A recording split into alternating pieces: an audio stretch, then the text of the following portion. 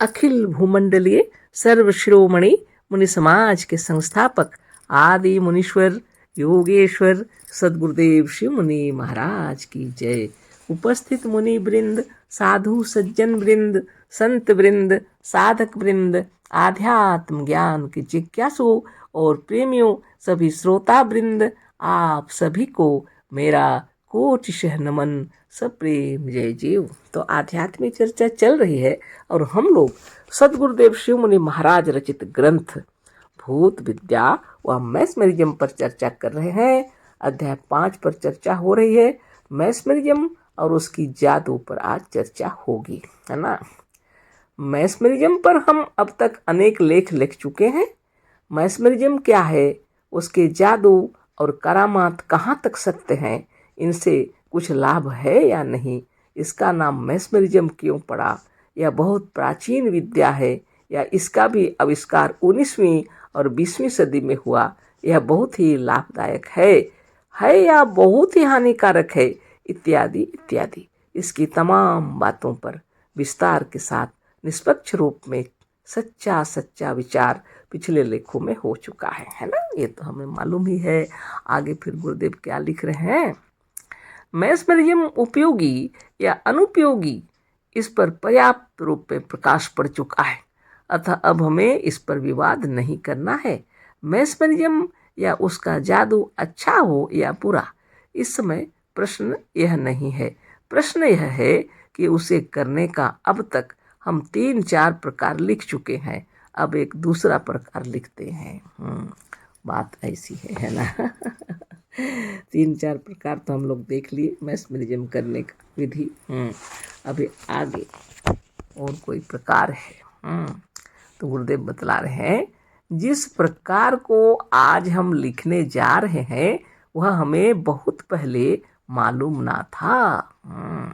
जिस प्रकार को सद्गुरुदेव अभी लिखने जा रहे हैं वह प्रकार गुरुदेव को बहुत पहले मालूम ना था। एक आदमी ने हमसे कहा था कि मैस्मरिज्म का एक यह भी प्रकार है। सद्गुरुदेव से किसी ने बतलाया है, हाँ, यह भी एक प्रकार है मैस्मरिज्म का। तो गुरुदेव आगे लिख रहे हैं, हम इसकी परीक्षा लेने वाले थे पर इसके लिए कोई उपयुक्त अवसर नहीं मिला, पर एक दिन इसके लिए भी उपयुक्त अवसर मिल गया। हम व्याख्यान देने के लिए एक सभा में गए हुए थे। तो गुरुदेव सोच में पड़े हुए थे कि अवसर तो मिलता ही नहीं और उपयुक्त समय मिलेगा तब तो इसकी परीक्षा लें। ऐसा समय भी उनको मिला, है ना। सदगुरुदेव को लोग बुलाते थे व्याख्यान देने के लिए, प्रवचन देने के लिए, भाषण देने के लिए गुरुदेव को बुलाया करते थे। जहाँ बुलाए थे उसी नज़दीक की बातें हो रही हैं, है ना। हम व्याख्यान देने के लिए एक सभा में गए हुए थे। स्कूल की बिल्डिंग स्वच्छ और बस्ती के बाहर सभा के पास ही थी।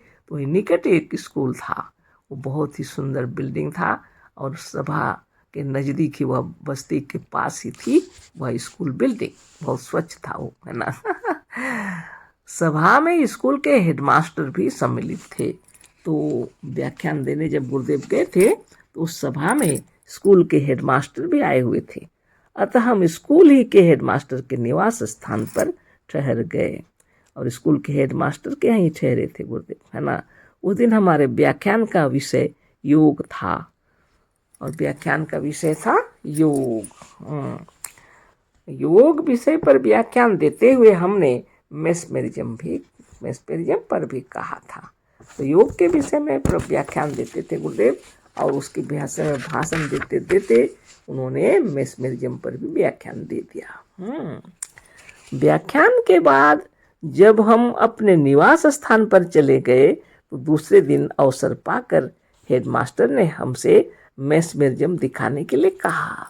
तो व्याख्यान खत्म हुआ तो गुरुदेव निवास स्थान पर चले गए, लेकिन दूसरे दिन हेडमास्टर साहब उनसे बोले कि मैस्मरिज्म दिखा दीजिए, है ना। उसका विषय और आग्रह इस प्रकार का था कि हम उसे टाल ना सके और मैस्मरिज्म की करामात दिखलाने के लिए उद्यत हो गए।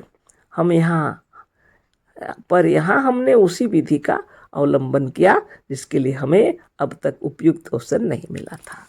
तो गुरुदेव को जब बोला गया कि आप दिखला दीजिए, है ना, मैस्मरिज्म का जादू देखना चाहते थे वो सब। हेडमास्टर के आग्रह को सुनकर गुरुदेव टाल नहीं सके और अभी जो अवसर मिला है तो उन्होंने उसका उपयोग किया। उस विधि को जो उन्होंने सुना था, है ना। अब क्या है आगे देखते हैं। हमने हेडमास्टर साहब से कहा कि हमें 7-7, 8-8 वर्ष के 20 या 25 लड़के दीजिए।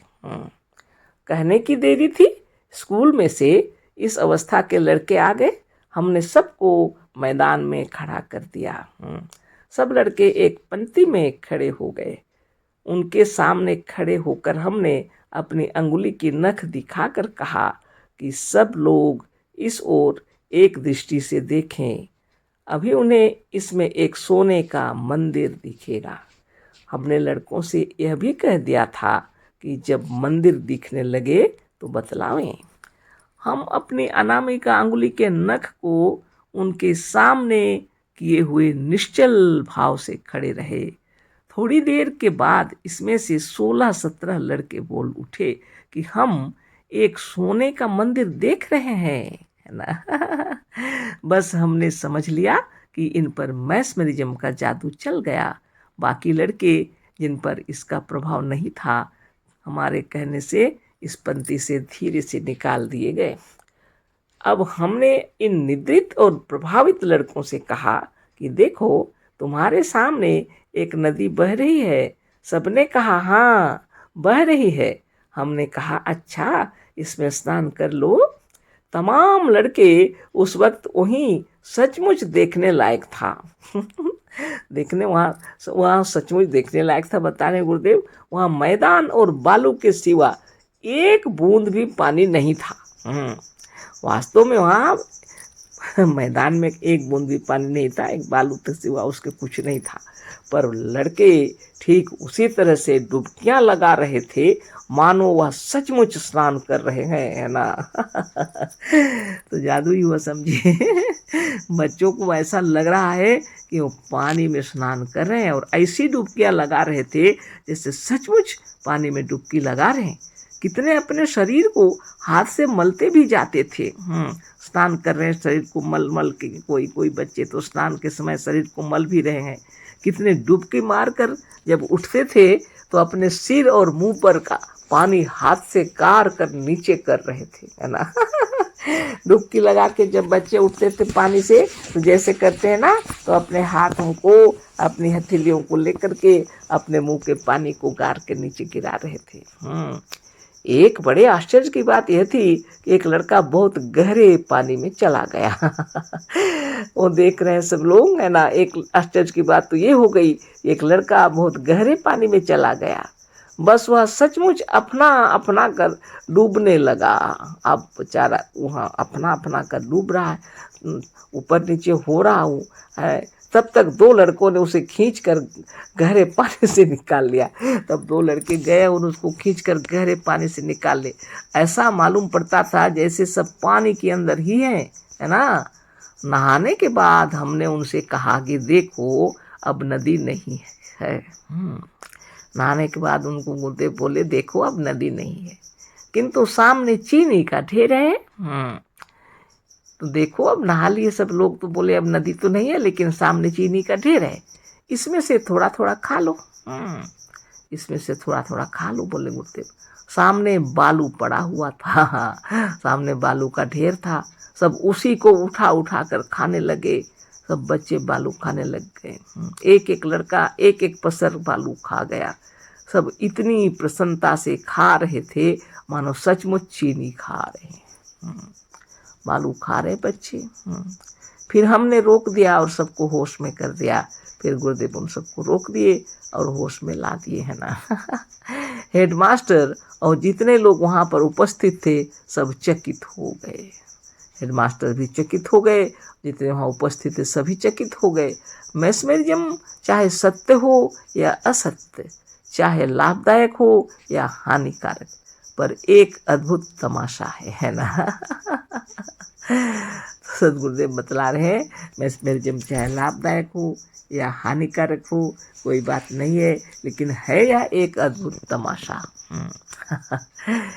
बहुत बड़ी बात, इससे अपने मन की अद्भुत शक्तियों का पता लगता है। इससे मन की अद्भुत शक्तियों का पता लगता है। निश्चित रूप से मन क्षण भर में सब कुछ बना सकता है। सृष्टि और प्रलय सब मन के हाथ में है।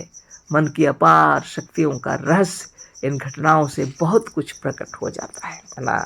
मन की अपार शक्तियों का रहस्य प्रकट हो जाता है। सदगुरुदेव जो सोच रहे हैं सारे बच्चे वही सोच रहे हैं। सदगुरुदेव जो दिखा रहे हैं सारे बच्चे वही देख रहे हैं। और बताइए, जहाँ नदी ही नहीं वहाँ इतनी डुबकी लगा एक अद्भुत है कि नहीं है। हाँ, ना वहाँ नदी थी ना चीनी, केवल बालू और मैदान था, पर उस वक्त निद्रित बालकगण सर्वथा हमारे वश में थे। हम जो दिखाना चाहते थे वह उसी को देखते थे। इसी तरह से मैस्मरिज्म या भूत विद्या का साधन अनेक प्रकार से कर सकते हैं। तो गुरुदेव यह बताने के लिए बता रहे हैं, आपकी मन की अपार शक्तियां हैं। आप अगर एकाग्रचित से इससे काम लेते हैं तो बहुत से कार्य हो सकते हैं, है ना।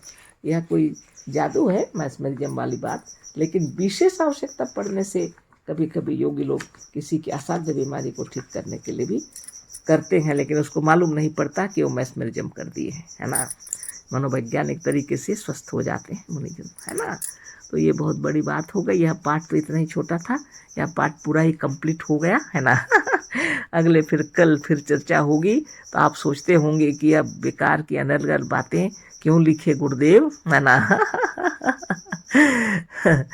उन बातों के रहस्य अपने अंतरात्मा से पूछिए। आपको मालूम हो जाएगा कि जिस विषय को आप जानते नहीं थे और अंधेरे में थे, तो उसका प्रकाश डाल दिए गुरुदेव, है ना। आपके हृदय को शुद्ध बुद्ध निर्मल और निरामय बता दिए कि आपकी आत्मा में अपार बल है, अपार शक्ति है। आप दूसरों पर भी इसका प्रभाव जमा सकते हैं और उनको भी आप अपनी इच्छा से वही करा सकते हैं जो आप चाह रहे हैं, है ना। तो इतना ही अभी चर्चा करेंगे, कल फिर चर्चा होगी। अशेष धन्यवाद, कोटि नमन, सब प्रेम, जय जीव। सद्गुरुदेव शिव मुनि महाराज की जय।